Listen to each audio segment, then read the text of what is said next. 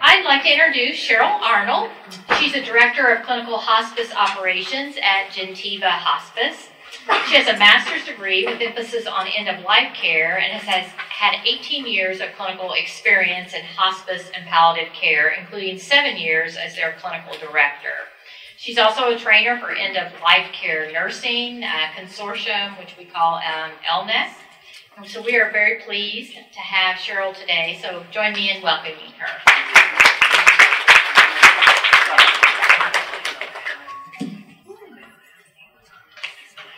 I'll walk around, so can everybody hear me okay? Okay, great.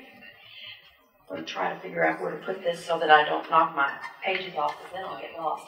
So I just want to try to find out how many of you are healthcare professionals actually work in the healthcare field?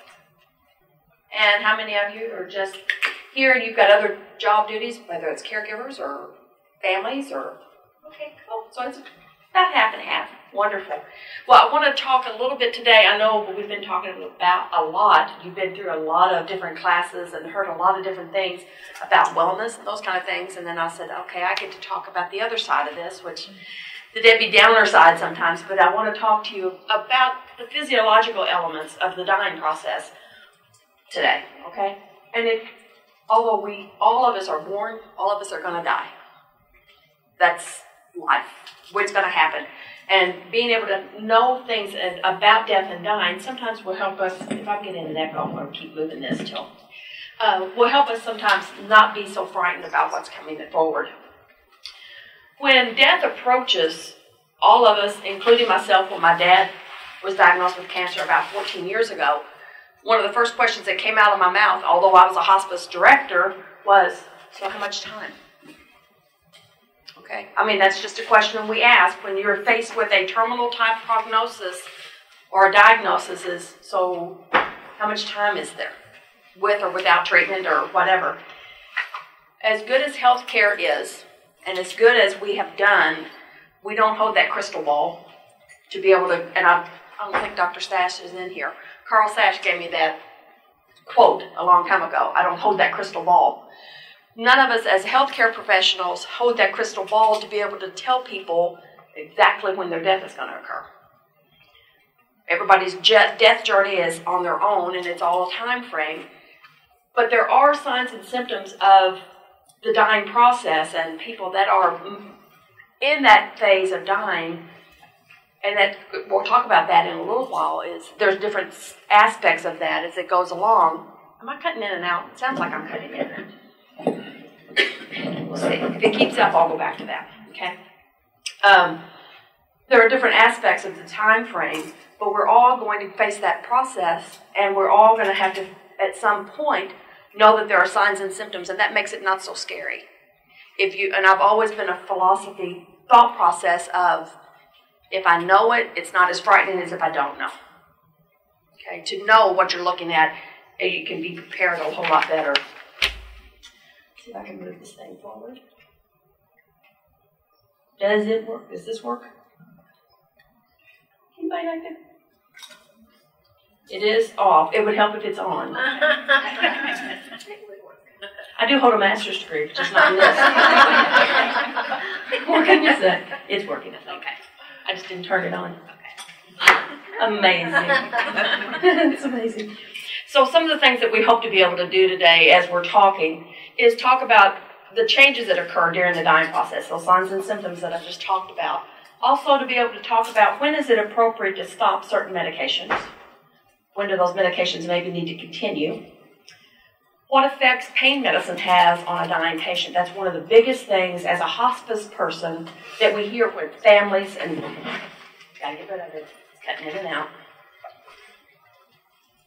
I'll stand put so I don't move. That'll be a challenge. That's often the biggest question that we end up getting when we've got patients on hospice care particularly is families are so frightened of pain medication. So we want to talk about that briefly. And also we want to talk about the tube feedings and artificial hydration and when that may not be as beneficial as we think and why.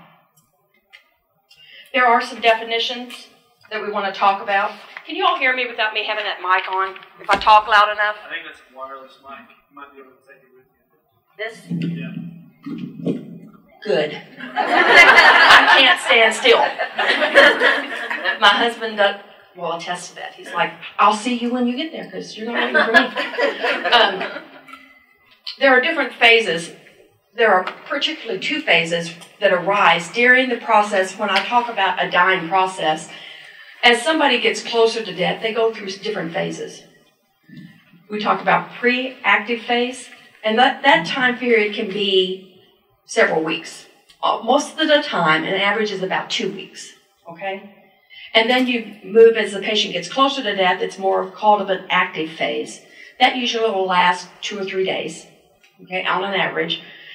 And then we actually have the imminent phase where it's hours that we talk about as hospice type people or individuals that are in healthcare that see dying patients frequently.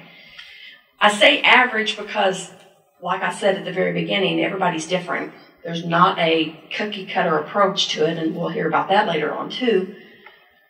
So the pre-active phase, rather than being 2 or 3 weeks, could be a month for some people. The active phase could be a week or 2. Don't see that real often, but it could happen. Only God himself knows exactly when somebody's going to die. You know, we've all got that time, and those periods may vary from patient to patient. As people get closer to death, there are many different physiological changes that start to occur, those signs and symptoms, and each one of them can be very alarming, like I said, if we don't know what they are. So we want to spend quite a bit of time today just talking about some of those symptoms that you might see and then how to manage those. If you have a loved one or if you're dealing with healthcare, in the healthcare field and you're dealing with patients, knowing how to make them more comfortable. Because ultimately, that's what our goal or should be when you've got a patient that's dying. We can't stop the dying process, but we can have a large impact on how comfortable they are, and that's what we want to focus on. Backwards. So we're going to talk about all of these, and I just want to run through the list, and then we'll talk about each one of them a little bit more in depth. But during the dying phase, actually the pre-active type phase, you're going to see all of these things at some point. Probably, and it may vary from individual to individual how significant those things are, but you're going to see increased weakness and fatigue. You're going to see a decrease in appetite or their food intake, and they start to lose body weight. You're going to see probably a decrease in the fluid intake, and then people start worrying about dehydration. And then you're going to see the patient starting to want to focus on unsettled business, things that they need to get taken care of. Those things that they need to tie up the loose ends, or they need to make some reconciliations, or they really start to focus on that type of thing. And you almost start to see these things in a general, can't tell you it's going to always happen that way, starts up here and kind of goes down. They may have a bunch of them all at the same time, but it usually kind of follows a sequence. They're going to start to withdraw from active participation in things. When my father was diagnosed, he had prostate cancer, lived with it for a long time. As a hospice person, I knew those things were going on, but it didn't impact me until I started seeing him doing some of these things. And then you sit back after the death and go, he went through every one of those, and somewhere along the way I kind of missed some of that. That active participation in things, they start to do that internal work. They're not as interested in all the stuff that's going on out in the world as they are the internal stuff that's going on. The things that they're dwelling on, those reconciliations they might need to do. They're worrying about their spouse, and he's never done a load of laundry in his life. Now he's going to be doing it. Or she's never balanced a checkbook before. How is she going to manage to do that? All of those things, they start to internalize those things and start to work through that process. And everyday activity is like, doesn't matter. And so they kind of isolate themselves. And that becomes more and more, you see that more frequently. And then they're going to have those periods where they're more sleepy than they were before. They spend a lot more time sleeping than they do awake. As they get closer to the active dying phase, you start to see these things. And I'll tell you a story about that in a second, about this one. Patients seeing patients that, or the person sees somebody that's already died. Has anybody had a family member that's happened to? It's really like just about everybody's hand went up. It happens. I can't explain it. I have my belief system, and I believe in God, and I've got my own personal experience, but I'm not so sure that they aren't seeing those individuals. Okay. Yes, Ben? You want to hear? I'll tell you about the person that, these two first ones right now, he's the person I know is saying this about seeing the other person. But the story is, he's in a nursing facility, and he said, I miss my son. And I said,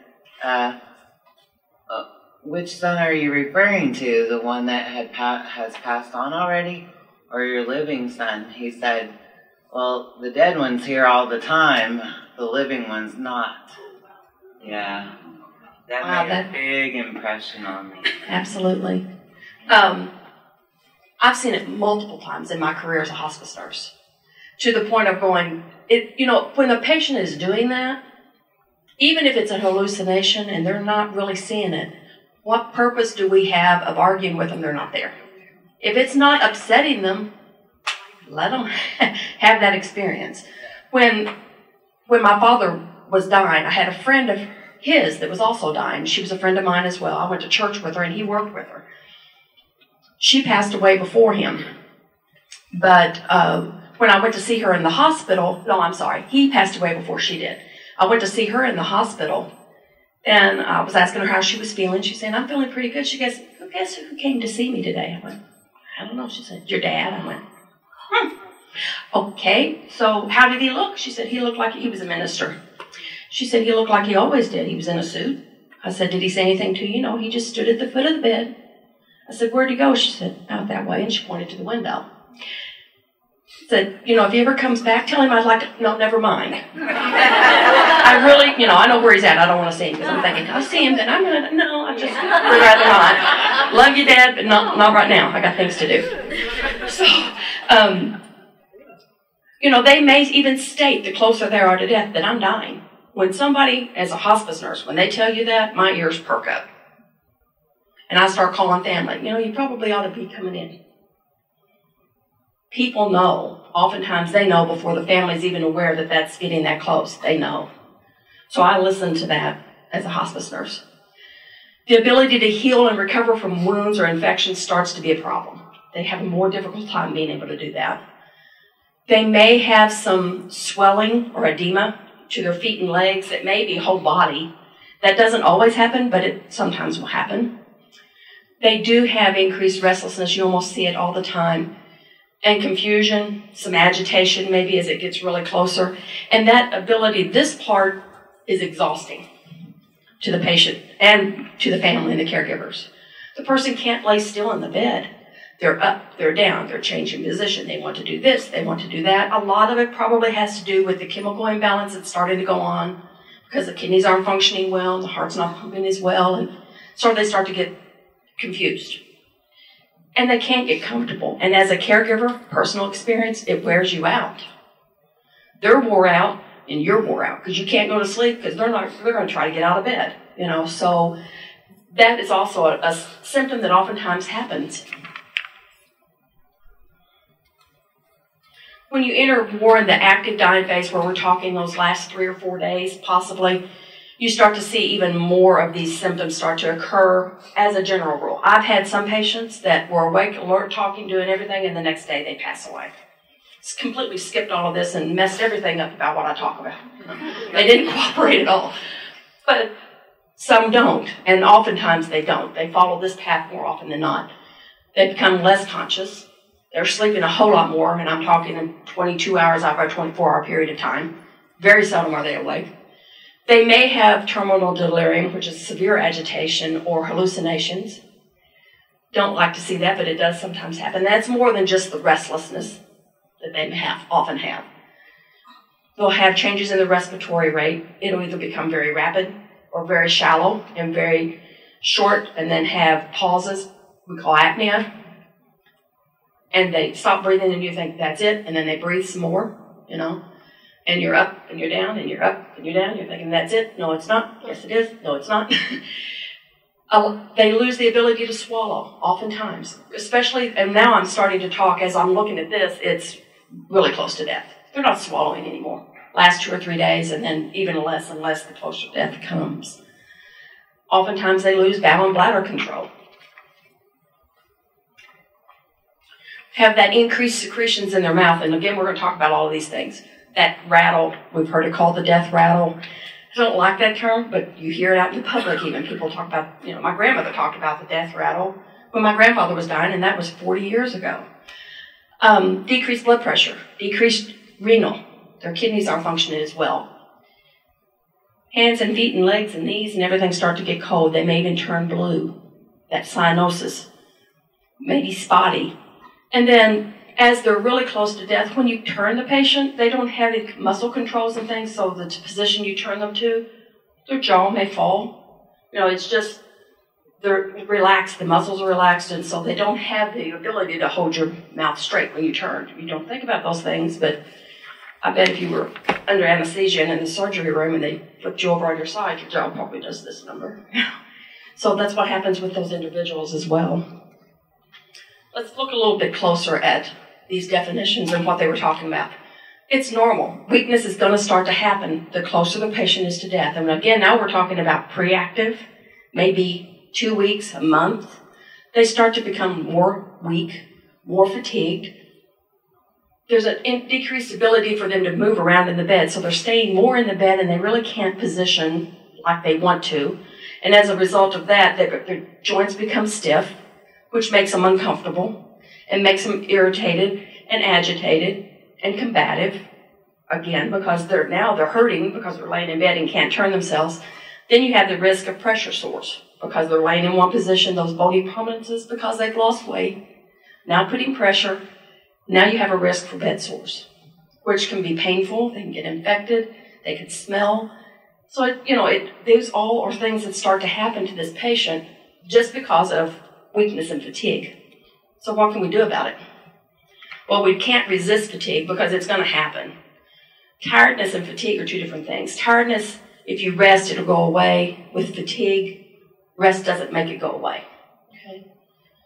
Most treatment, when you're dealing with some types of treatments that help boost the energy level, at this stage of the game are not going to help do that. When you're talking about a patient that's dying, those medications aren't going to help them be active again. What can we do is some passive range of motion. If they're not able to move around in the bed so much as doing some range of motion to their joints. Not talking about doing calisthenics, but some exercise. Every 1 or 2 hours, if they tolerate it, if it doesn't cause them discomfort, to help reduce those incidents of pressure ulcers, again, turning that patient, no more than every hour or so. I would, don't let them sit there for 2 or 3 hours without turning because they're laying on those bony prominences, those bony areas. Putting pressure there decreases the circulation. Then you have a risk for that skin to start to break down. Protect those bony areas. Some type of a dressing or a pillow, particularly like on the heels. On the bottom, if you position them on their side and put a pillow under their back, keeps them from rolling back over to get back on their bottom again. Lifting right underneath their calves to keep their feet elevated off of the bed so that it's not putting pressure on the bottom of their heels.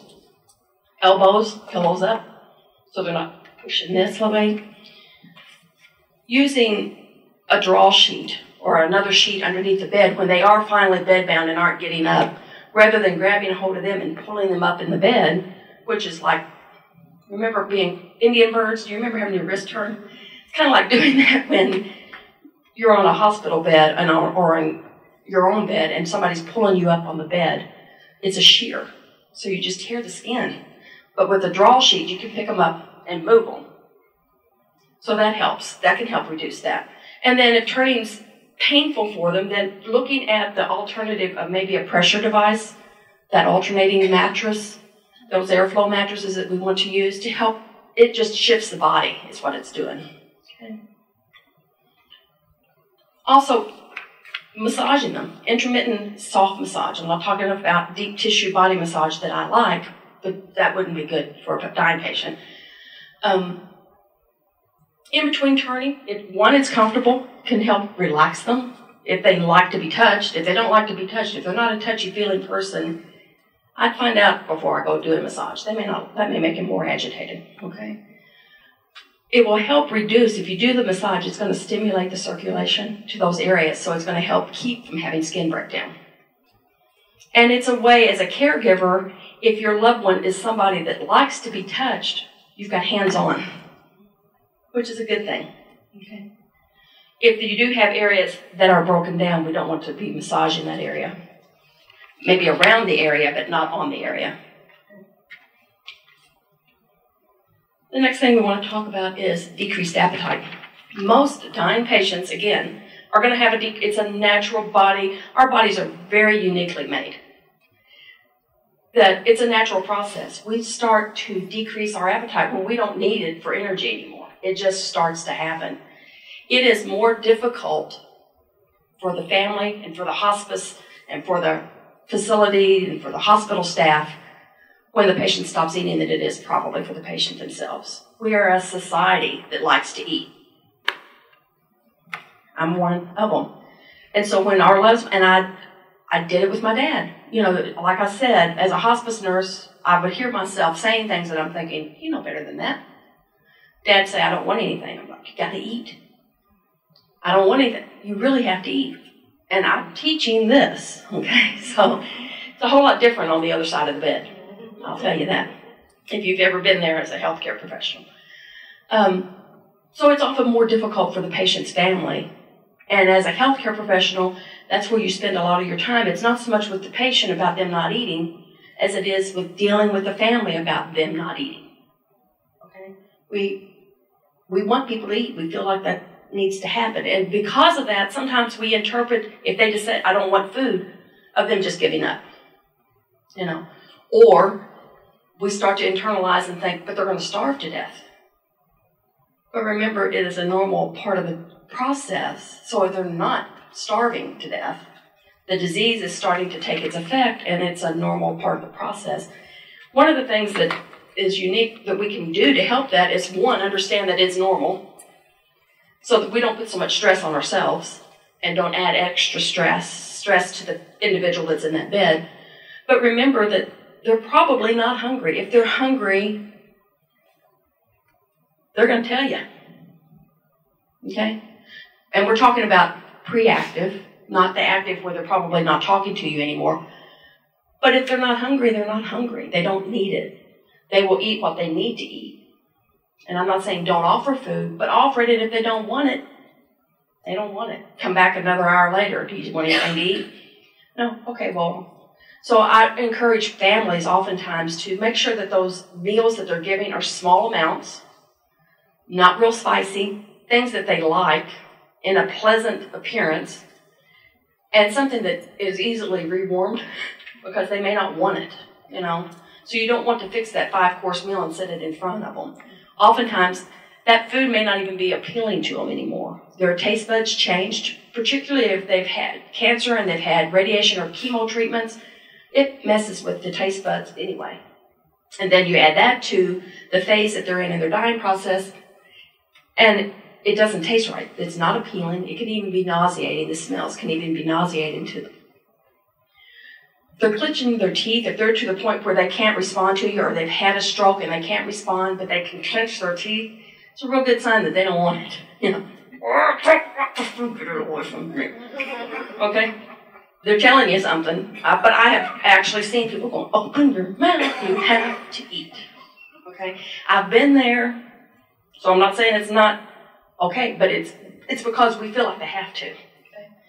A decreased appetite, actually, the positive side of that is as the body starts to shut down over that period of time, it's that natural stuff that starts to happen, like the body starts to produce its own ketones. And the ketones result in the body having this greater sense of well-being and euphoria, and they just feel better. It's so neat that the body just starts to do these things. So why would we want to interfere with that? You know, why would we do that? And I'm talking to myself. I have this finger and 3 back, so, you know, I'm not pointing at you. I'm pointing at me more than I am you. Other things that we can do or shouldn't do is if we're pushing food on an unwilling individual, we really do cause some other problems. One, if they're starting to not want to swallow and they're getting closer to death and dying, we could cause an increased risk for aspiration. Okay. We can also cause an increased risk for nausea and vomiting. If they're not hungry, you've been sick, and people are going, you have to eat, and you're thinking, I don't want to do that. That if we're forcing food on somebody and they're not hungry, it can cause them to even be more nauseated. It increases that tension within that individual. If you think about yourself laying there, if you were laying there and you didn't want food and somebody's constantly saying, you have to eat, you have to eat, you have to eat, my blood pressure is going to go up and I'm going to get real agitated. You know, when I'm going, I don't want anything. And they will often do that. As a caregiver, we have to find other ways, because at this point, when it's so difficult on us, it's because we love our family member. We want to do something, and oftentimes food is the way we do it. We always, you can't go to a church function and not eat. I'm sorry, you can't. And so, we always lean towards the food. We have to find other alternative ways of showing that we care for that individual rather than the food side. Okay? That could be a big challenge. I'm not saying it's easy. Going along with food intake is also the fluid intake. Just like with the food, individuals that are getting closer to death, weeks out, few weeks out, a month out, they don't take in as much fluid. They may stop drinking altogether. And as a result of that, then they start to have some dehydration. We'll talk about that in a second. But their mouth is more dry, especially the closer they are to death and dying, and they're not taking fluids. And again, it could be, yes? I was going to say, isn't that also because they're breathing more through their mouth? Absolutely. They're breathing more through their mouth, so that dries that out too. And then you add to that they're not drinking as much as they were, and it just dries everything up. Again, just like with food, this is very distressing to families. The most common thing that I had dealt with when I was in a hospital setting doing palliative type work here in Evansville was when a patient would get to this stage and the family's going, just give them some IV fluids. They need IV fluids. We'll talk about that too. Okay? That doesn't necessarily work when you're at this point in the game. Sometimes it does. Oftentimes it doesn't. They're going to decrease, and it's going to be very distressful to the family. So what can we do? Again, understand that it's normal, that they're, not only dehydration is normal, but the lack of fluid, that the amount that they're taking is normal. Dehydration in itself is one of those things that's not bad when you are in this stage of your life. It's bad when you are an active individual and you're dehydrated. You've been out in the sun too long and you dehydrate. That's a problem. A dying patient, this is a good thing again. Just like the ketones in the body when you don't eat, the more dehydrated the patient is, the more endorphins kick in and they have that euphoric feeling again. So it's like, again, why are we interfering with that? Why are we doing that? You're going to have low blood pressure and weakness, and we'll talk about that too in a minute, about the heart. But oftentimes, in a normal individual, that's a really strong sign of dehydration. You've got low blood pressure, high heart rate, and they've been out in the sun, you're looking at dehydration. It happens with them too, but oftentimes the low blood pressure and the heart rate are more contributory from a decrease in the heart function itself, not so much from the dehydration. If they've got swelling in their feet and legs, or they've got swelling in their belly, that ascites, they're not dehydrated. There's fluid, so they're not dehydrated. The body will pull that fluid to use it. IV fluids for a patient, like I said, could be beneficial. It depends on where they're at in the disease process, in the dying phase. That you never want to say we'd never do IV fluids, but it needs to be thought of cautiously, and what is the purpose of doing it? That oftentimes we don't always talk about in the hospital setting. We just do it because that's what we should do, when we really need to think, what are we doing it for? Is it actually, if they've got delirium and their chemicals all are imbalanced and they're not actually actively dying, then maybe IV fluids would help. A small bag of fluids, something like that, to give them a little hydration may help that delirium. But again, you have to find out why you're giving the fluid. If they're not eating and drinking, what can we do about it, especially drinking? Well, we want to keep them comfortable, keep their mouth moist. Avoid those lemon glycerin swabs that we used to always use. The glycerin dries somebody out. Just using plain old tap water on a little sponge or in a washcloth. A little bit of it, if they're not swallowing well, you don't want to cause a problem. But keeping their mouth moist. Every 10, 15, 30 minutes, moistening their mouth if they can't swallow. If they are swallowing them and they're able to take small sips if they want to, again, it's like don't force the food, don't force the water, but moistening their mouth. Putting petroleum-type jellies on their mouth, their lips, on their nose to keep those moist because they're dehydrated. If their eyes lids are open, you can put the little artificial tears in, maybe some clear eyes, something like that to just keep it lubricated. Some type of lubricant for their eyes will help.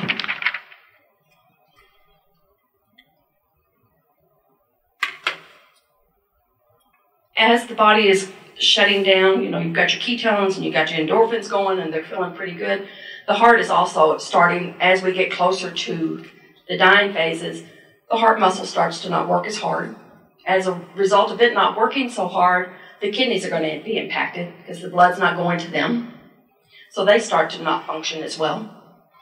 Some of the symptoms that you see for blood pressure going down are the heart rate starts to go up oftentimes. They get that low blood pressure or hypertension. They get that in the extremities, the hands, the feet, the legs start to cool because the heart's not pumping that blood to those areas as hard. It's staying. What really starts to happen is because the heart can't pump as hard, it pumps to get to the internal organs, which is right here. And it's not so worried about the extremities. So it doesn't pump down to there and it starts to cool down. That's why they start to turn blue because they don't have that circulation. Yes, ma'am? Does that feel cold for the patient? No. I won't say never. I've had patients go, I'm so cold. But very seldom. Very seldom. They don't. At this stage, when they really start to have this, they're usually less responsive. They're in an active phase most of the time. When they start to get the cool extremities and this color and the discoloration in their feet and legs, they're not as responsive. The ketones and the endorphins have already kicked in because they're not eating and drinking. And so they're in this world of, I don't care what you do to me, kind of feeling, which is not a bad thing, I don't think.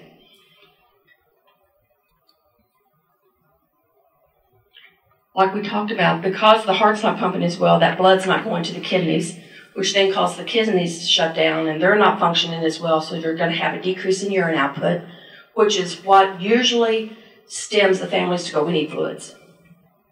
Because they're not peeing. They haven't peed in 2 days. And when they do, it's really, really orange. IV fluids are not going to reverse the cardiac issue that's causing the kidneys to fail. All we can do is start to increase the workload if we overload them with IV fluids. It's like pouring water into a vase, and once it gets full, where does it go? Outside.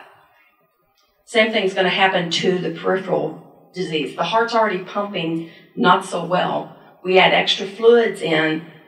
Where do you think the fluid's going to end up going? What organs are open that would get fluids? Our biggest organ in the body is the skin, by the way. So you're going to start to see swelling in the feet and legs and hands if they're actually in the active dying phase and you're pumping fluids in. And in the lungs. Because that's an open cavity. So we pump in fluids because they're not peeing and we're thinking it's going to make the kidneys work. The heart's not pumping, so it's not going to make the kidneys work. So that fluid's going to go wherever it can into open spots. And then we compound their ability to breathe. But we don't think about it. And I've done it. Not just, I've done it. You're thinking, I want to do something that makes them feel better, but we don't think about what we're doing. So, not always is IV fluids appropriate. It can be, but most of the time, in a dying patient, IV fluids are not going to reverse anything. And there's a lot of studies that show that. We'll talk briefly about that in a few minutes. Whoops. Their loss of ability to swallow and will then cause increase in secretions. And I didn't type this up when I was reading back through it. I thought it doesn't flow like I want it to, so I'll just don't pay attention to what I have on here. Because they've got weakness and they've got that decreased neurological effect, it's going to impact the way they can swallow. Their gag reflex is going to go away most of the time. Their ability to clear their throat like we do, they can't do. And so that accumulates the secretions, the normal saliva that you have in your mouth, goes to the back of the throat. They don't gag. They can't clear their throat, so it just sits there. And we talk about, you'll hear that gurgling, we talked about the death rattle. It's usually less than a teaspoon of fluid that sits back there on the vocal cords, and every time they breathe, it vibrates. And that's what you hear. And it sounds like their lungs are full, when it really probably isn't. There would be incidents where it might be, but often, most of the time, it's just simply that little bit of saliva that's gone back there, that teaspoon of fluid that they can't clear. And that's very distressing to families, too. The patient's not aware of it. They're already in that euphoric phase. They're not aware that that's going on. And they've done studies of individuals that have been close to death, those near-death experiences, and they would talk to patients about things, and they'd go, you were doing this. How did you feel? I didn't feel anything. So there's studies. It's not like we just make it up. There are studies after studies after studies that show that oftentimes the things we see, they don't even experience or are aware of. So what can we do? When that individual stops swallowing, kind of a no-brainer, stop feeding, stop forcing stuff. If they're not swallowing, don't make it happen. Because again, we take that risk of aspiration and making them more uncomfortable. Reduce the secretions by using some medications, and there are some medicines that are very helpful in that, but I would be cautious of using them until that patient's not really responsive much, because they really work well. Scopolamine patches work, but they take a period of time because they go behind the ear. You can also get drops of scopolamine and pills, but scopolamine patches typically are put behind a patient's ear, and it helps dry up those secretions. But again, the patient's already not breathing well, their mouth's dry because they got their mouth open, and then you add these patches on because they got that gurgling sound, and it dries them up. But if they're awake and alert, that would not be very pleasant. So I wouldn't use it if they're able to clear their own throat and do those kind of things. Atropine drops, Levison, the little drops. Atropine is actually one of the things, it works on the cardiac muscle. So with cardiac patients, you have to be careful, use the right dosing. Atropine ophthalmic drops that go in the eye to help dilate the vessels is what is put under the tongue on a dying patient if you're a hospice nurse. And it's the eye drops that you put underneath the tongue that helps dry up those secretions, okay? Levison is the same type of a drug. Repositioning, getting them on their side so that they're not laying back like this with that saliva going to the back. If you turn them on their side, it'll more likely run out onto a washcloth or a towel. And then avoid suctioning, which is what we want to do. Suction it out. But if you're thinking about it, it's on the back of the throat. I don't know about you, but I don't want something stuck in my mouth and going down my throat if I'm really having a euphoric feeling here. Don't mess it up. Leave me alone. So it doesn't really help. And in fact, there have been studies that show the more we suction, the more those secretions accumulate. It stimulates it more. Yes, ma'am? When my dad was dying and we were in the hospital, he had so many secretions, scopolamine, patches, atropine, and they didn't want me to suction. And I'm a nurse. It would roll out of his mouth everywhere. I just insisted and finally got it. They say it's natural to let them do that. To me, that's not that much. Natural. Not that much. Yeah. If you've got small amounts of fluid, that's one thing. If they've got excessive amounts of fluid, suctioning inside their mouth, not going deep down into their lungs, but just suctioning in their mouth is very appropriate. Well, because they told me that you no longer do that, and and I was going against what they wanted, but I couldn't see the way it was rolling out. No, I would do that for any individual, but you have to be careful and not go all the way down into their throat. That doesn't help. So it still can be done. Absolutely. I just, you don't want to do that as the first resort. If it's a small amount of fluid and turning them on the side resolves it, that's good. But if they're having excessive, if they've got congestive heart failure and they're already having a lot of fluid buildup, they may have that you need to be able to suction a little bit out. Okay. Terminal restlessness. I don't know why I've even got these here and I'm not even using them. Terminal restlessness, oftentimes, we talked about it briefly, is that delirium, that agitation, that restlessness, and hallucinations that they may have, seeing things that are on the wall that aren't there, all those kind of things. And there's some medication that can help that, to help relieve some of that terminal restlessness that goes on, that delirium. It can be very stressful, like I said, to the individuals that are taking care of the person, because it is tiring to them. We have to make sure as healthcare professionals that we don't misdiagnose it or that we don't manage it And then the patient, the family is left with this horrible thought when their loved one dies of watching them wrestle and turn and toss, and we did nothing. So we have to make sure that we manage it appropriately and diagnose it appropriately and use the treatments that need to be available. Because there are some good drugs out there that help that. Haldol is a wonderful drug for delirium. That goes along with that, treating the underlying cause. If they're really restless and agitated and they're near that dying phase and their kidneys are still functioning some, first thing I want to look at is their bladder full? They haven't peed and they need to pee. Maybe that's making them agitated. If you ever had a full bladder and haven't been able to go, been on a trip, and the husband doesn't want to stop. Sorry, guys. And you're going, I gotta go.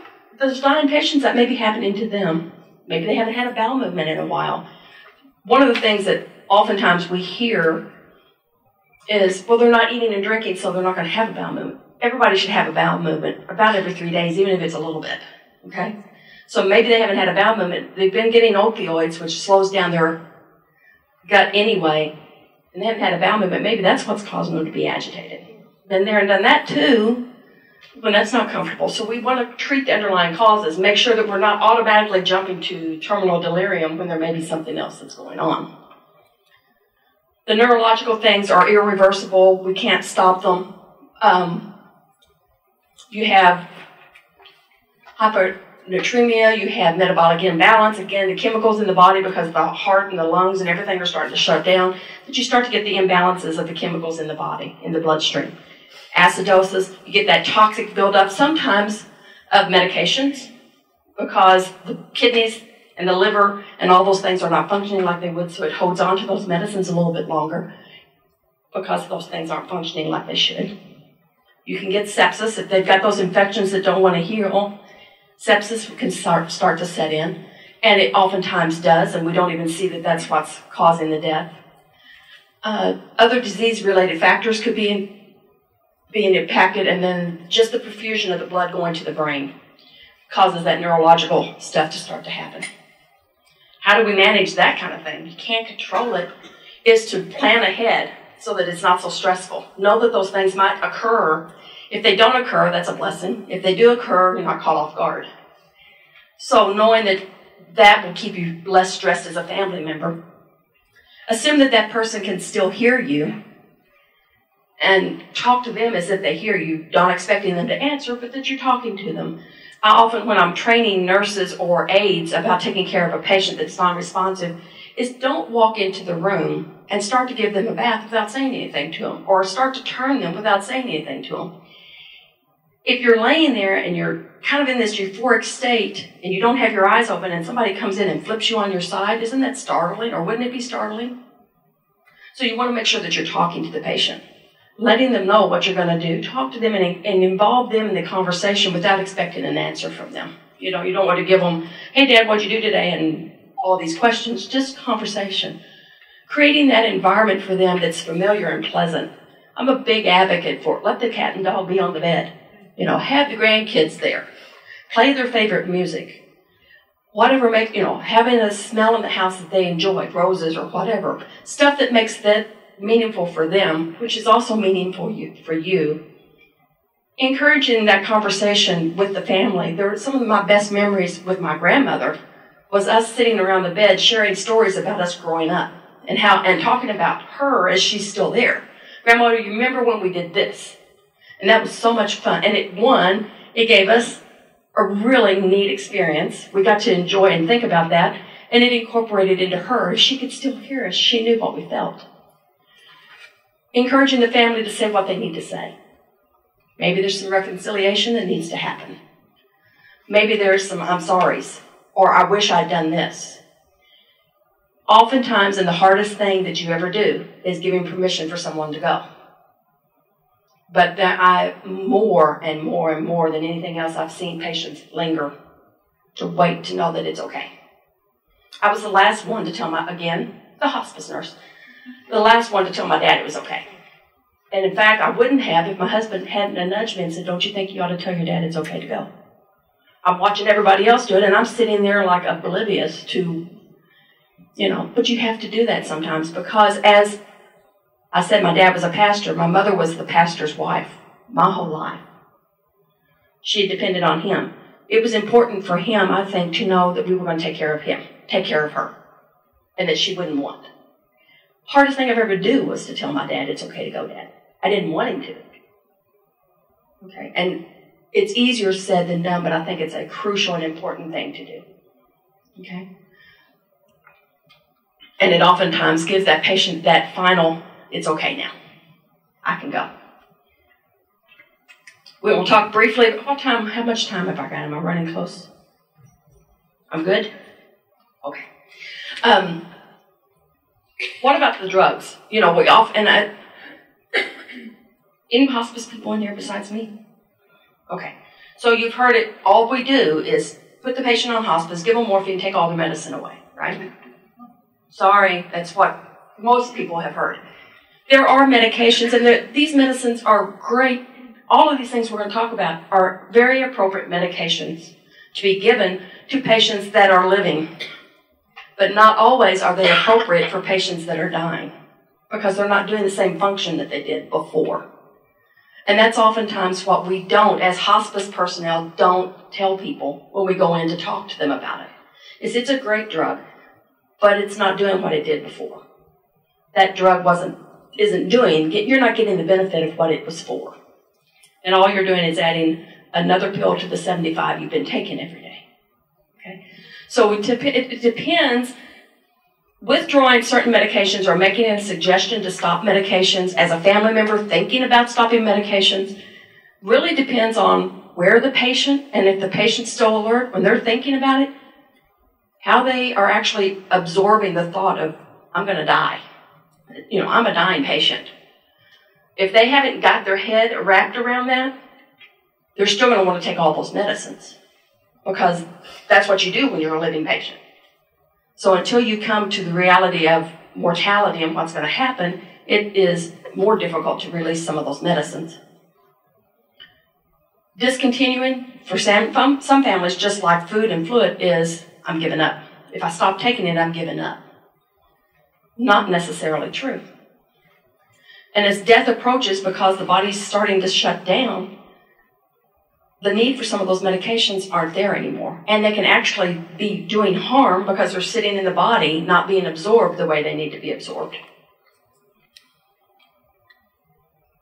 So we'll talk briefly about some of them. And again, it depends on where the patient is. It's a discussion between the doctor that's been caring for them, between, if they're in hospice care, between that hospice medical director, the family, if they're awake and alert, and incorporating the patient themselves, and then where they're at in the disease process mentally. So all these drugs are good drugs, and you have to talk about taking them away or stopping them as appropriate. Okay, but you have to think about what that drug was doing and why we were taking it in the first place. High blood pressure medicines, given because people have high blood pressure. People that are dying, their blood pressure starts to drop. So you're giving these drugs that are supposed to help with high blood pressure, and their blood pressure is already going down. What's that going to do? Yeah, drop it more. It can cause them to, if you're taking blood pressure medicine, it causes you to be tired. I take them. You're weaker, you're more tired. And we've already got that already happening as a dying patient, and then you continue that drug. It can cause that problem. Cardiac medications. A lot of cardiac meds are very appropriate to continue as long as the patient's able to swallow, because they help with breathlessness. They have that double effect of not only working with the heart, but it helps the heart muscle pump, which helps the lungs circulate, all that kind of stuff. So taking away some of those cardiac meds wouldn't be appropriate until that patient's not really able to swallow much or anymore, and they're more or less unresponsive. Statin drugs that are cardiac type medications are used to reduce risk of other cardiac issues. When you're a dying patient, it doesn't do any good to really be on statins. That's another pill that probably could be stopped because it's adding to that number of pills you're taking, and it's not giving you the benefit that it did 4 years ago when you were active. Aspirin's the same way. You use it as an anticoagulant to keep from having a heart attack. I'm dying, so I don't need an aspirin.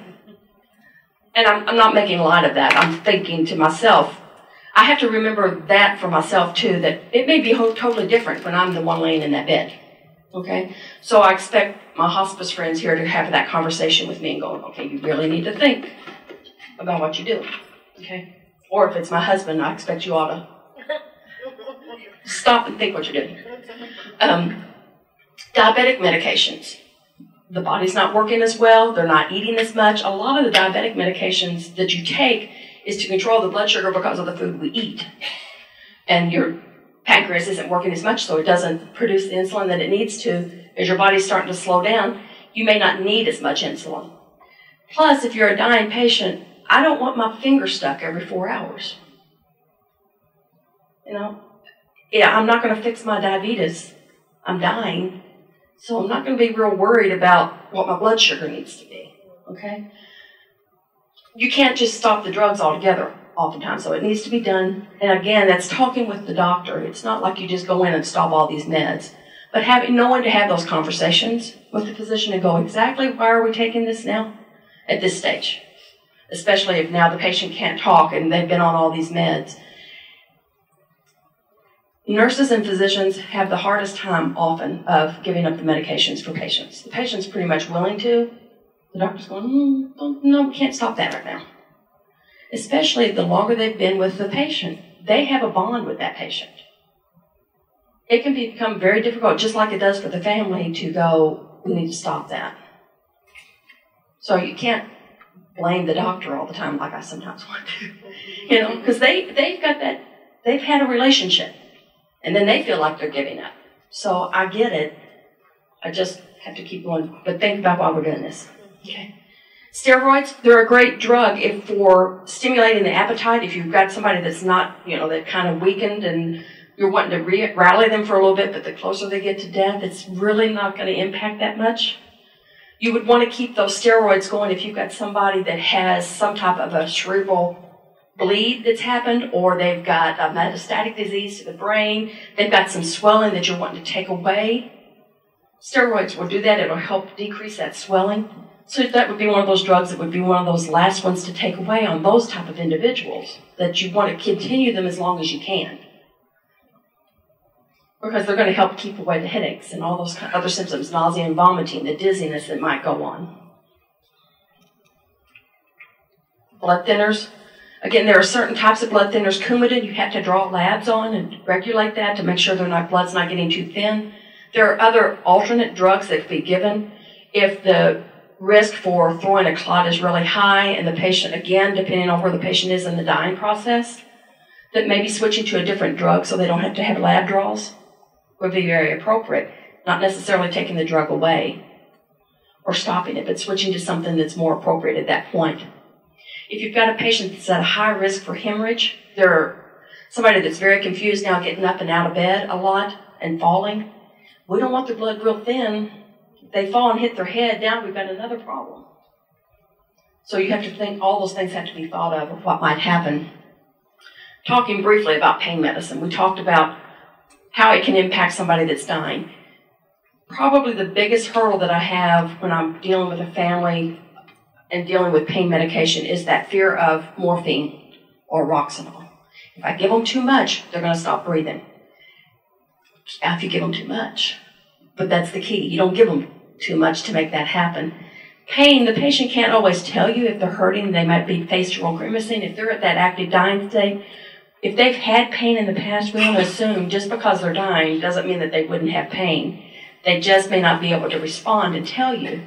They probably won't have as severe pain because they've got that euphoric effect going on, but they could still have pain. And if they're showing it in their face, we want to make sure they always have pain medicine. It's one of the last medications that we would ever consider stopping. Okay?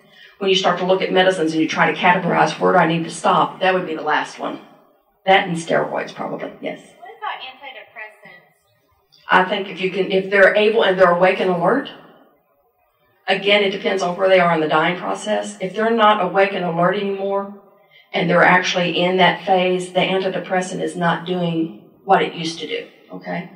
Now, you can't stop an antidepressant like this, but if they're a week away from death and they're already sleeping all the time, you're probably not going to see the effect if that drug stays in the bloodstream, that you're going to see the effect of that drug being stopped. So again, it's that conversation with the doctor. Okay, so where are we at? What do you think is the time frame here? And even as a hospice nurse, oftentimes, although I'll brag a little bit, we're really good about being able to see how close we have patients to death and dying. They will fool you, and they will make you say, I didn't realize they were going to die today. But oftentimes, we've seen it so much that we're able to do that. A physician, oftentimes, and nurses, we have a tendency to be over-optimistic. Maybe it's for ourselves. So if you ask that time frame and the doctor goes, week or two, cut it in half. Okay? Oftentimes that's about, and even as a nurse, if you think about it and you're just giving something off, it's usually we give more time than's actually there. So to answer your question, it depends on where they are in the dying process. I would keep it on as long as I can, but once they get to a certain phase, it's not giving them the benefit. Big issue from artificial hydration and nutrition at end of life. And we'll talk on the next slide, I think, about it a little bit more.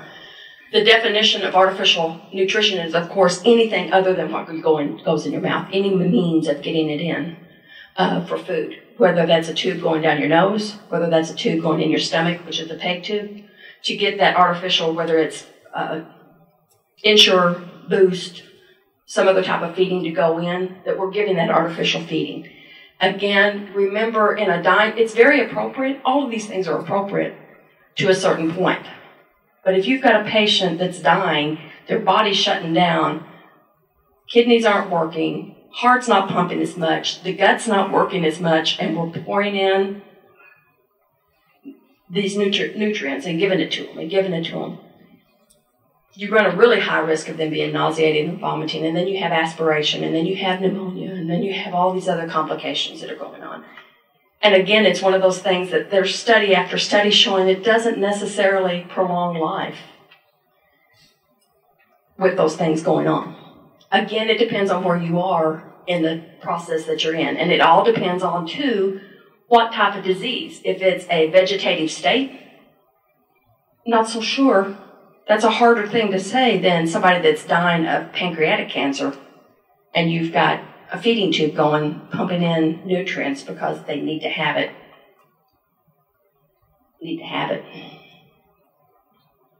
Then you also have maybe the central line where you've seen, if you've been in the hospital setting, even if you're not a healthcare professional, the white bag of fluids, TPN, which is that extra nutrients that are built into IV fluids. Has all the electrolytes and all the other vitamins and things that go in it that give that nourishment.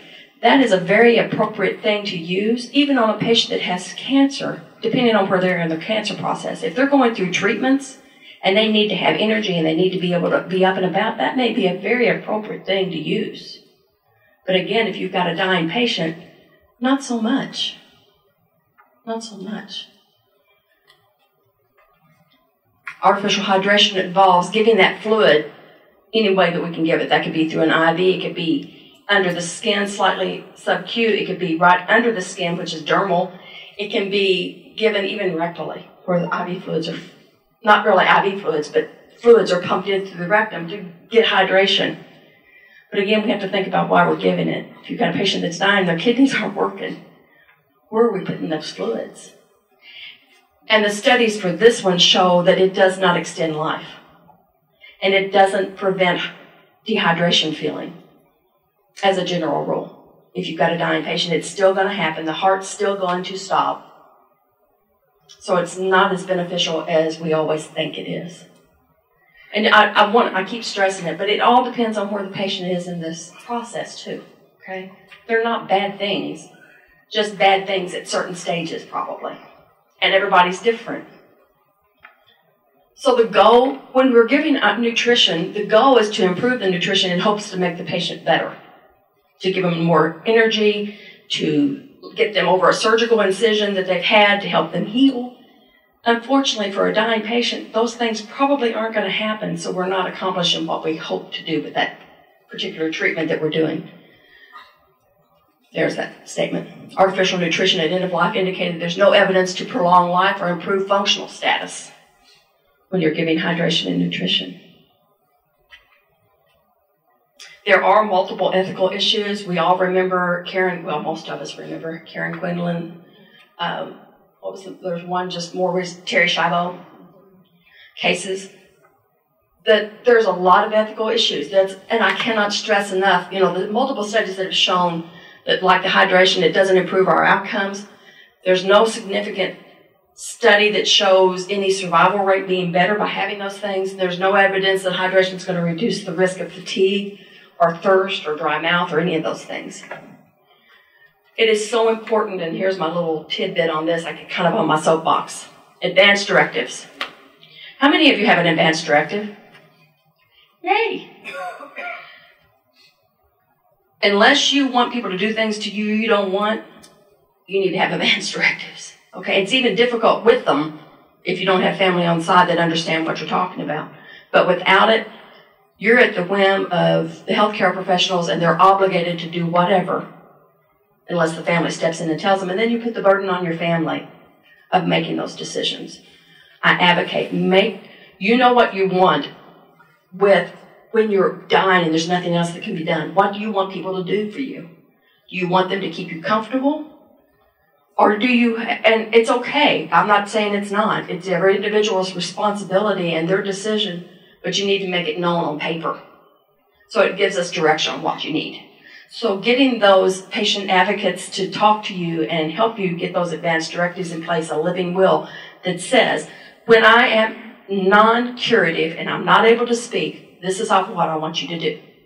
I either want you to give me fluids or I don't. I don't want you to give me feedings if I'm at this point. I don't want them or I do. If my heart stops, I don't want you to try to restart it if I'm at this stage, or I do. Oftentimes on that particular subject, patients that are asked, do you want to be a DNR? First, they don't know what a DNR is, and it's do not resuscitate, that if you don't know. Most of you do know. But oftentimes patients have this TV image of what happens. It's not pretty. On a healthy patient, it's not pretty. You add it to a dying patient, and it's ugly. Okay? What you have to remember, anytime a heart stops, you're dead. Okay, you died. You can restart it, and if you're a healthy patient, you have a pretty good chance, if somebody's around you, to restart it. The sicker you are, the less likely you are that it's going to be effective, or that you're going to return to the function you were at previous to what happened. You're usually going to be in a worse state than you were before. And then you're on machines, and then family has to decide, are they going to take you off, not take you off, leave you on. Those things are the things that living wills and advanced directives help decide. Okay, I'm off my soapbox. Sorry. Yes, ma'am. What about if someone has passed away at home? And what about calling an ambulance? I know that can be tricky sometimes because they are obligated to do certain things. They are. If you're on, it depends on services you have. You have hospice involved, call hospice first. Okay? Because that's true. If you call an ambulance, they're obligated to do something. Okay? If you have a dying patient and you don't have hospice involved and they have a living will that says, I don't want you to do that, don't call the ambulance because they're going to come and they're going to do it. Okay? Conclusion. She's given me time and I think it worked just well. Every individual, every family's journey towards death and dying is unique. Not a cookie cutter. Everybody does it on their own time frame in their own way.